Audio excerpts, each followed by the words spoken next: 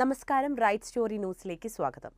ലോകം കണ്ടതിൽ വെച്ച് ഏറ്റവും ശക്തമായ യുദ്ധമാണ് ഇനി അരങ്ങേറാൻ പോകുന്നത്. ഏറെ ഭയത്തോടെ മാത്രം നോക്കി നിന്ന നാറ്റോ റഷ്യ യുദ്ധം, അതിന്റെ സൂചനകൾ നമുക്ക് ലഭിച്ചു കഴിഞ്ഞു. 2 വർഷം നീണ്ടു നിൽക്കുന്ന റഷ്യ ഉക്രൈൻ യുദ്ധത്തിൽ നിന്നും വ്യതിചലിച്ച് ലോകരാജ്യങ്ങൾ പങ്കാളിത്തം അറിയിക്കാൻ പോകുന്ന മഹായുദ്ധത്തിന് കളമൊരുങ്ങി കഴിഞ്ഞു. ലോകത്തിൽ യഥാർത്ഥ നേതാവ് ആരാണെന്ന ചോദ്യത്തിനുള്ള ഉത്തരം ഇതോടെ നമുക്ക് മനസ്സിലാക്കാം. അമേരിക്കൻ പ്രസിഡന്റ് ട്രംപ് ആണോ, അല്ലെങ്കിൽ റഷ്യൻ പ്രസിഡന്റ് പുതിനാണോ? അത് ആരായിരിക്കും അത്? അമേരിക്കയുടെയും അവരുടെ സൈനിക സഖ്യമായ നാറ്റോയുടെയും ഏത് വെല്ലുവിളിയും നേരിടാൻ തയ്യാറായി യുദ്ധസജ്ജമാണെന്ന് റഷ്യൻ സൈന്യം ഇപ്പോൾ നിലയുറപ്പിച്ചിരിക്കുകയാണ്.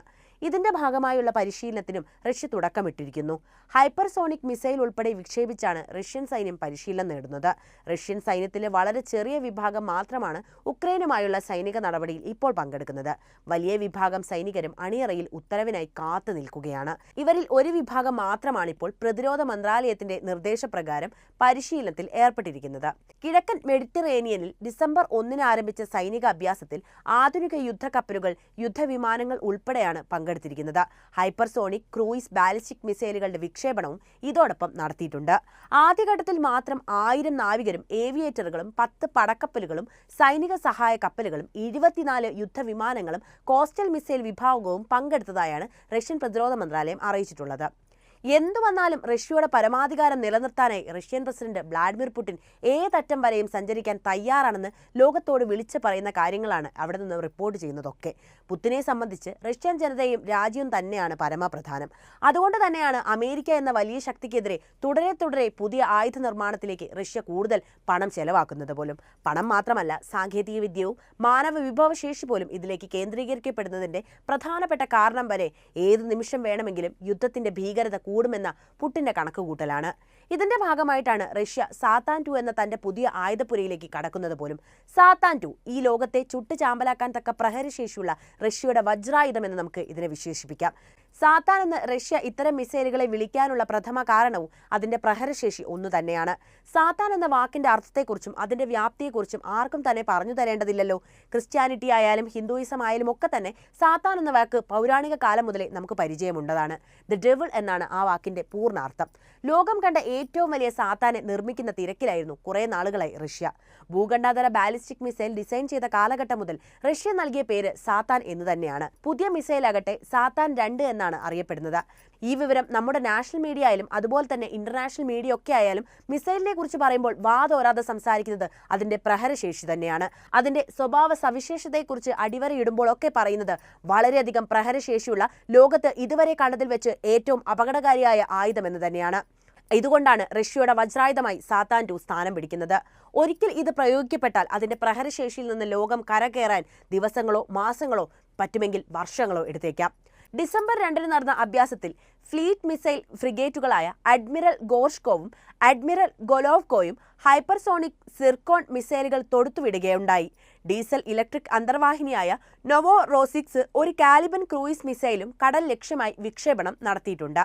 MiG-31 യുദ്ധവിമാനങ്ങളിൽ നിന്നുള്ള കിൻസാൽ ഹൈപ്പർസോണിക് പരീക്ഷണ വിക്ഷേപങ്ങളും ബാസ്റ്റിൻ കോസ്റ്റൽ മിസൈൽ ബാറ്ററിയിൽ നിന്നുള്ള ഓനിക്സ് ക്രൂയിസ് മിസൈലിന്റെ വിക്ഷേപണങ്ങളും റഷ്യൻ സൈന്യം നടത്തിയിട്ടുമുണ്ട്. എല്ലാ നിയുക്ത ലക്ഷ്യങ്ങളും വിജയം കണ്ടതായാണ് റഷ്യൻ പ്രതിരോധ മന്ത്രാലയം ചൂണ്ടിക്കാണിക്കുന്നത്. കുറച്ചു ദിവസം മുൻപ് പുടിൻ വ്യക്തമായിട്ട് പറഞ്ഞ ഒരു കാര്യമുണ്ടായിരുന്നു. സാത്താൻ 2 അടിയറയിൽ സജ്ജമാണെന്ന്. ഏത് നിമിഷം വേണമെങ്കിലും ഒരു ആണവായുധത്തിന് റഷ്യ തയ്യാറാണെന്ന മുന്നറിയിപ്പായിരുന്നു ഇതിലൂടെ പുടിൻ നടത്തിയത്. കഴിഞ്ഞ കുറേ ദിവസത്തെ അമേരിക്കയുടെ ഇടപെടലും നാറ്റോ സഖ്യത്തിന്റെ തീരുമാനങ്ങളുമൊക്കെ റഷ്യയ്ക്ക് വലിയ സമ്മർദ്ദമുണ്ടാക്കിയിട്ടുണ്ട്. അതുകൊണ്ട് തന്നെയാണ് ഇത്തരമൊരു വജ്രായുധത്തെക്കുറിച്ച് റഷ്യ സംസാരിക്കുന്നത്. പക്ഷേ ഇതിനെക്കുറിച്ച് പറഞ്ഞ് ലോകത്തെ വിറപ്പിക്കാനുള്ള പുടിന്റെ ശ്രമമാണ് ഇതെന്ന് നിങ്ങൾക്ക് തോന്നുന്നുണ്ടെങ്കിൽ അത് മണ്ടത്തരമാണെന്ന് പറയാതെ വയ്യ.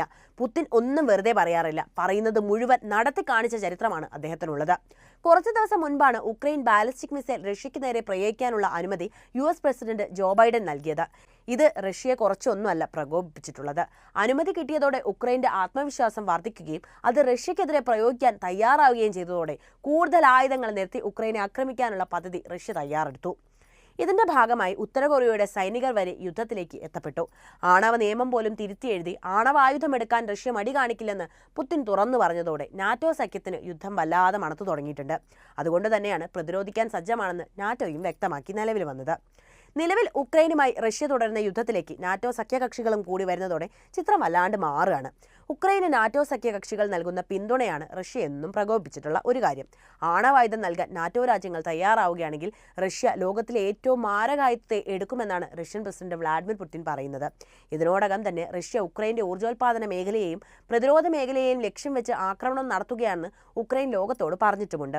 പാശ്ചാത്യ രാജ്യങ്ങൾ ഉക്രൈന് നൽകിയ സൈനിക സഹായങ്ങളും ആയുധങ്ങളും കേന്ദ്രീകരിച്ചായിരുന്നു റഷ്യ ഒരു പരിധിവരെ യുദ്ധം ചെയ്തിരുന്നത്. US, UK എന്നീ രാജ്യങ്ങൾ നൽകിയ സായുധ വാഹനങ്ങളും മിലിറ്ററി എയർപോർട്ട് സൗകര്യങ്ങളും ഒക്കെ നിലം പരിശാക്കാൻ വേണ്ടിയിട്ട് റഷ്യ കൂടുതലും ശ്രമിച്ചിട്ടുണ്ട്. കലിയടങ്ങാതെ വന്നതോടെ ഉക്രൈൻ റഷ്യയിലേക്ക് അയച്ച മിസൈലുകളെയും ആക്രമിച്ചിട്ടുണ്ട്. ഉക്രൈന്റെ ഡ്രോണുകളും റഷ്യ തകർത്ത് കളഞ്ഞു. മാത്രവുമല്ല, റഷ്യയുടെ ഡ്രോണുകൾ ഉപയോഗിച്ച് ഉക്രൈന്റെ ആയുധങ്ങളുടെ വീര്യം കെടുത്തുന്ന ആക്രമണ പരമ്പരകളും റഷ്യ അഴിച്ചുവിട്ടു. അമേരിക്ക ഇന്ന് ഭയക്കുന്നത് ഉത്തര കൊറിയയും റഷ്യയും തമ്മിലുള്ള ഒരു സൗഹൃദമാണെന്ന് പറയാതെ വയ്യ. ബൈഡന്റെ അവസാന ലാപ്സിൽ ബാലിസ്റ്റിക് മിസൈലുകൾക്ക് അനുമതി നൽകി അമേരിക്ക ശിഥിലമാക്കാൻ ശ്രമിക്കുന്നത് പുത്തിനും കിം ജോങ് ഉന്നും തുടരുന്ന വലിയ സൗഹൃദമാണ്. റഷ്യയും ഉത്തര കൊറിയയും തമ്മിലുള്ള ബന്ധം കൂടുതൽ ആഴത്തിലാണെന്ന് അടിവരയിടുന്ന ചില വിവരങ്ങളാണ് ഇപ്പോൾ പുറത്തു വന്നത്. ആണവായുധങ്ങളുടെ കാര്യത്തിൽ ലോകത്തിലെ പ്രബല രാജ്യങ്ങളാണ് റഷ്യയും ഉത്തര കൊറിയയും. നിലവിൽ ആണവ ഭീതിയുടെ നിഴലിൽ നിൽക്കുന്ന യൂറോപ്യൻ രാജ്യങ്ങളുടെ ഭയത്തിന്റെ പേര് റഷ്യ എന്നാണെങ്കിൽ പോലും റഷ്യയ്ക്കൊപ്പം നിലയുറപ്പിക്കുന്ന ഉത്തര കൊറിയയും ആ ഭയത്തിന് ആക്കം കൂട്ടുന്നുണ്ട്. റഷ്യക്കെതിരെ പ്രയോഗിക്കാൻ അമേരിക്കയും ബ്രിട്ടനും ദീർഘദൂര മിസൈലുകൾ ഉക്രൈന് നൽകിയ നടപടിയിലുള്ള റഷ്യയുടെ രോഷം അവരുടെ ഏറ്റവും പുതിയ ഭൂഖണ്ഡാന്തര മിസൈലായ ഒറഷ്നിക് പ്രയോഗത്തിലാണ് കലാശിച്ചത്. ആണവ പോർമുന ഘടിപ്പിച്ച് പ്രയോഗിക്കാൻ തയ്യാറാക്കിയ ഈ മിസൈൽ ആണവ പോർമുന ഘടിപ്പിക്കാതെ ഉക്രൈനിലേക്ക് വിട്ടപ്പോൾ തന്നെ അമേരിക്കയും സഖ്യകക്ഷികളും നടുങ്ങിപ്പോയിട്ടുണ്ട്. ഇന്ന് ലോകത്ത് റഷ്യയുടെ ഒറഷ്നിക് മിസൈലിനെ തടുക്കാൻ ഒരു സംവിധാനവും ഇല്ല എന്നതാണ് പാശ്ചാത്യ രാജ്യങ്ങൾക്ക് വലിയ വെല്ലുവിളി ഉണ്ടാക്കുന്നത്.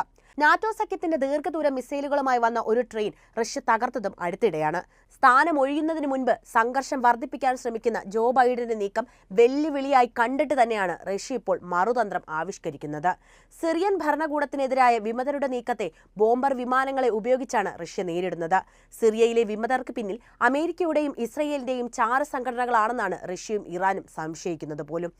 ഉക്രൈനിൽ നാറ്റോയ്ക്ക് അടിപതറുന്ന സാഹചര്യത്തിൽ റഷ്യയുടെയും സഖ്യകക്ഷികളുടെയും ശ്രദ്ധ തിരിക്കാൻ വേണ്ടി നടത്തിയ തന്ത്രപരമായ ഇടപെടലായാണ് സിറിയയിലെ അമേരിക്കൻ ഇടപെടലിനെ റഷ്യ നോക്കിക്കാണുന്നത് പോലും. അതുകൊണ്ട് തന്നെ ഒരു ദയാദാക്ഷിണ്യവും ഇല്ലാത്ത പ്രഹരമാണ് സിറിയയിലെ പാശ്ചാത്യ കൂലി പടയാളികൾക്ക് നേരെ റഷ്യ ഇപ്പോൾ നടത്തിക്കൊണ്ടേയിരിക്കുന്നത്. റഷ്യയും ഇറാനും ഉത്തര കൊറിയയും ചേർന്ന ഒരു സംയുക്ത സൈനിക സഖ്യമാണ് നിലവിൽ ഇപ്പോൾ രൂപപ്പെട്ടിട്ടുള്ളത്. സിറിയയിൽ കുഴപ്പമുണ്ടാക്കി റഷ്യയ്ക്കും ഇറാനും തലവേദന സൃഷ്ടിക്കാൻ ശ്രമിച്ച അമേരിക്കയ്ക്ക് അവരുടെ സഖ്യരാജ്യമായ ദക്ഷിണ കൊറിയയിലെ സംഭവവികാസങ്ങൾ തിരിച്ചടിയായിട്ടുമുണ്ട്. എന്തൊക്കെയായാലും ഇപ്പോൾ നമുക്ക് മനസ്സിലാക്കാൻ കഴിയുന്നത് ലോകമഹായുദ്ധത്തിന്റെ 3ാം ഘട്ടം ആരംഭിച്ചിരിക്കുന്നു എന്നാണ്. പുതിയ അപ്ഡേറ്റുകളുമായി വീണ്ടും എത്താം. നന്ദി.